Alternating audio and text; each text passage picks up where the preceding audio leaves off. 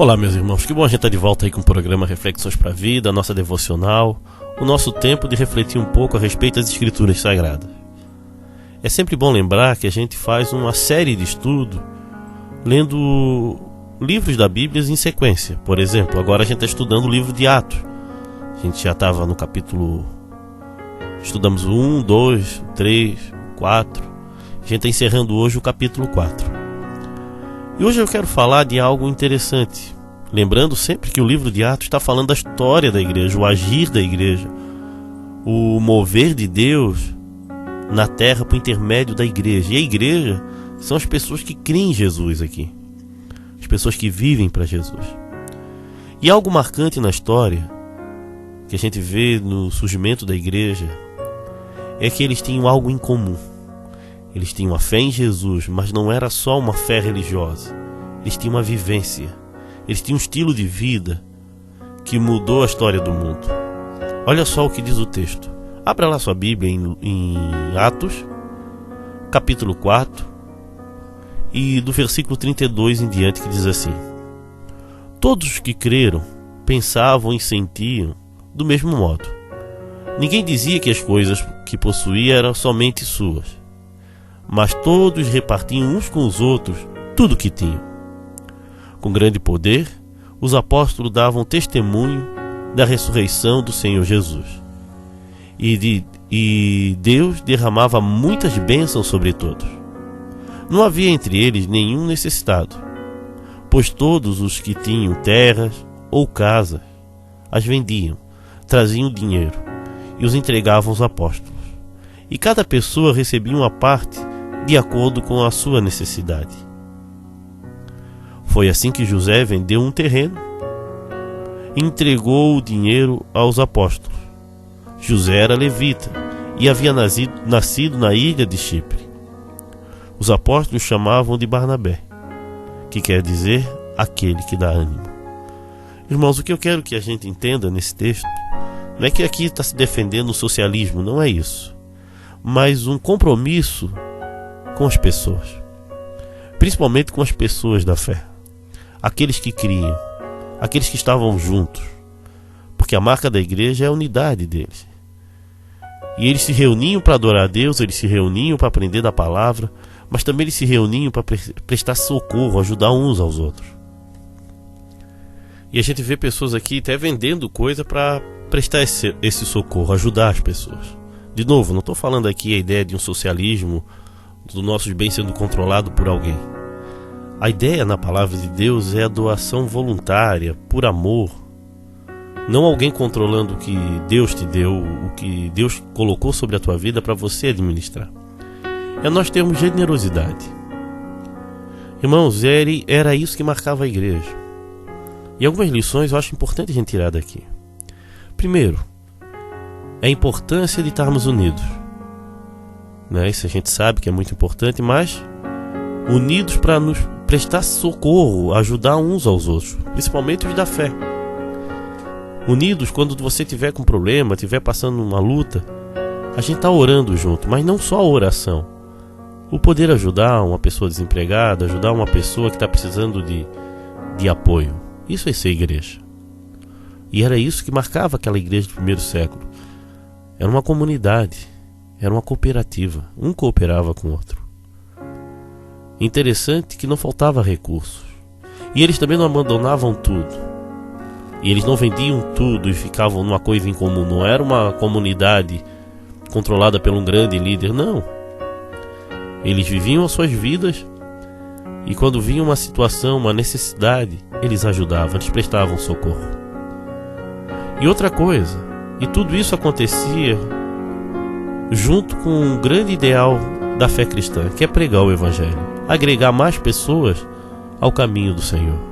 E quanto mais pessoas era agregada, mais pessoas se colocavam à disposição do Senhor para servi-lo. E aqui conta a história de um homem que vendeu uma propriedade e deu para poder suprir algumas necessidades. Sabe o que eu vejo aqui, irmãos? A falta de... Vendo hoje, a falta de interesse em entender que ser cristão é fazer parte de uma comunidade. E quando você faz parte de uma comunidade, você não só frequenta ela e faz as coisas ali, você ajuda essa comunidade a se manter.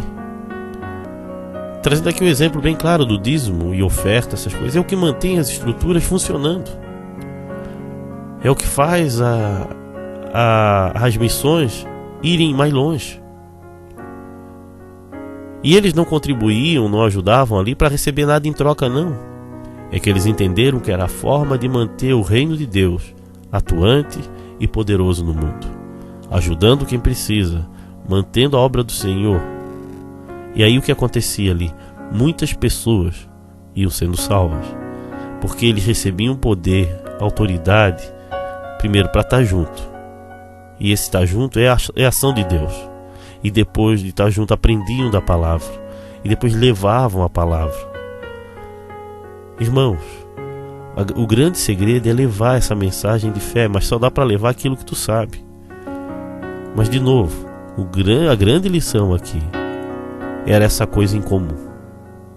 Eles tinham o mesmo jeito de pensar, o mesmo jeito de agir. Não é que eram tudo iguais, mas tinham Jesus em suas vidas.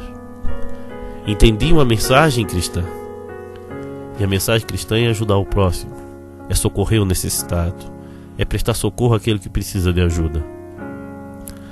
Isso me leva a pensar, será que a gente está fazendo isso? Ou a gente só dá sobras? Que tem muita gente que contribui com o que não quer mais. Claro que ainda isso aí é muito bom, porque a gente não está dando mais nada, né? Mas o que eu penso é você colocar na tua agenda, na tua vida, a contribuição de maneira regular, verdadeira, poderosa, para transformar a vida de outras pessoas. Se tu vê uma pessoa passando necessidade, não fique parado esperando, ou julgando o que ela vai fazer ou deixar de fazer. O nosso papel é ajudar as pessoas, é ajudar os irmãos, é permanecer unidos, e ajudar alguns irmãos a permanecer unidos. Então, irmão, vamos combater um mal que tem se espalhado no meio da igreja. É a fofoca. Se tu não tem nada para falar, não fala mal de outro irmão. Na boa, seja isso na tua igreja, na minha, porque você pode estar afastando muita gente de Deus. Tem muitos pais que não prestaram atenção, mas seus filhos não estão mais na igreja por culpa deles. Porque enquanto voltavam para casa, eles estavam criticando o culto, a pregação, as pessoas, o que foi feito ou o que deixou de ser feito diante deles. O que essas crianças estão ouvindo é que aquilo ali não é bom. Aí depois elas crescem e não querem saber da igreja. O culpado é você. De repente o teu filho está se afastando de Deus, correndo o risco de não ser salvo por falta de sabedoria da tua parte.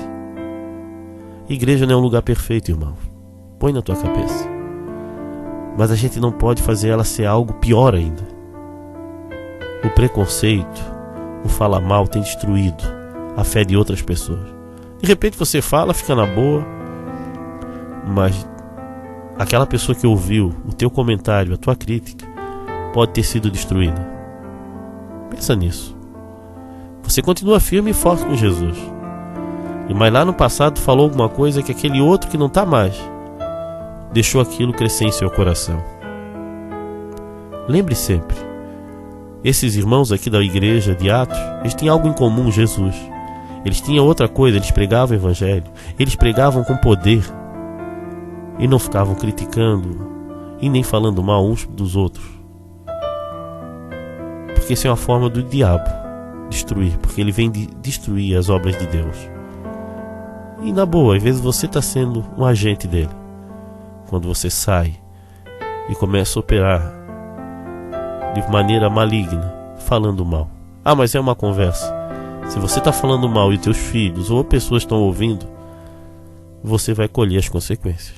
Presta atenção nisso que eu estou falando. Deus quer transformar a vida da nossa nação, quer transformar a vida da tua família, mas você precisa ser transformado por Deus primeiro. Confia nele. Amém? Se você está passando por um momento difícil, nós podemos orar por você.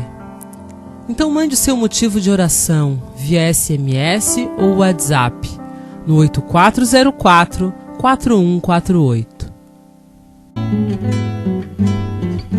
Vamos orar.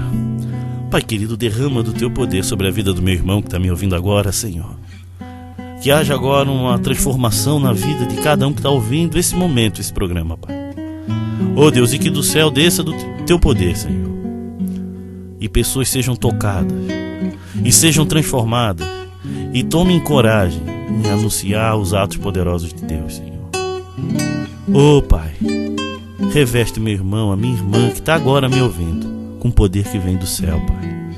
Porque eu confio no Senhor, eu sei no que Tu é capaz, Senhor. E nesse momento milagres já estão começando a acontecer.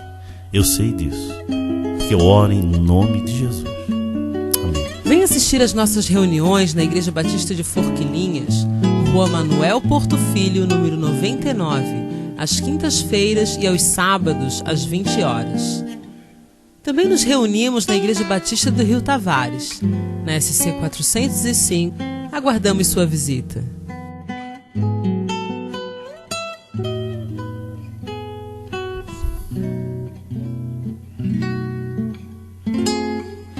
Meus irmãos, eu queria fazer um convite, ou melhor, fazer um pedido para você.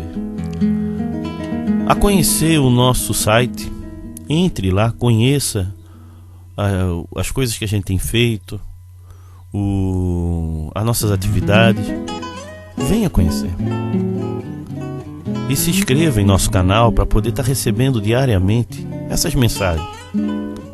Eu não tenho todas as respostas para a vida, mas eu sei que todo dia a gente lendo a Bíblia junto, estudando, ouvindo a mensagem de Deus, milagres começam a acontecer. E se você deseja receber isso no seu celular diariamente, mande um recado. Como já foi falado e vai ser repetido, mas de repente você pegou agora, pro celular, vai falar diretamente comigo no 84044148. Aqui o prefixo aqui é 48, né? Florianópolis aqui. Então entre em contato, mande um recado pelo WhatsApp, a gente manda diariamente mensagens de vídeos, mensagens de áudio. Toda essa mensagem a gente está mandando para que todos possam estar compartilhando e sendo abençoados. Se você está ouvindo pela primeira vez, de repente não entendeu o contexto disso tudo, todos os nossos áudios estão lá no nosso site. Quem sabe você consiga seguir a sequência, porque é um estudo completo de Lucas. A gente fez meditações do capítulo 1 até agora, no 24. E a gente vai concluir esse livro.